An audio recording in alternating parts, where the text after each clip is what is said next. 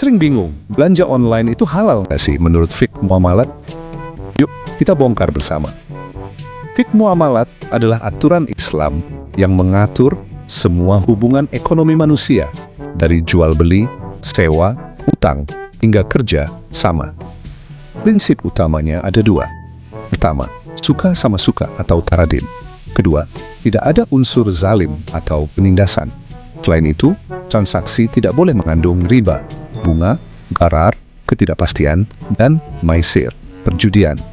Nah, dalam konteks marketplace, itu termasuk akad bai atau jual beli. Asalkan memenuhi syarat-syaratnya, tentu halal.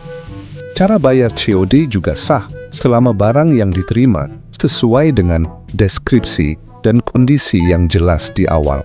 Flash sale boleh saja asal tidak ada unsur manipulasi, harga, atau penipuan terhadap konsumen.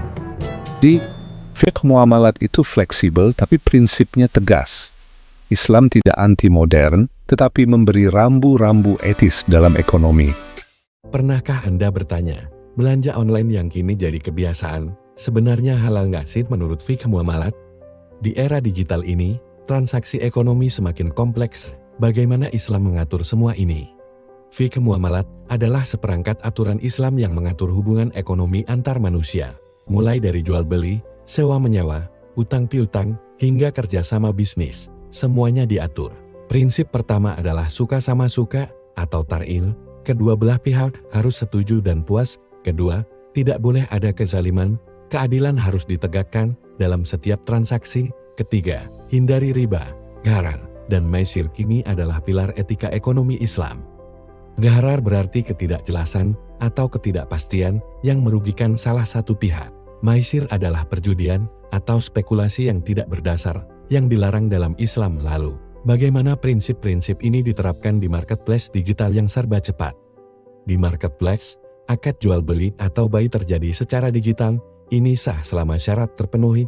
Misalnya, barang yang dijual harus jelas spesifikasinya, tidak ada gharar. Bagaimana dengan cash on delivery atau COD? Apakah ini sesuai syariat?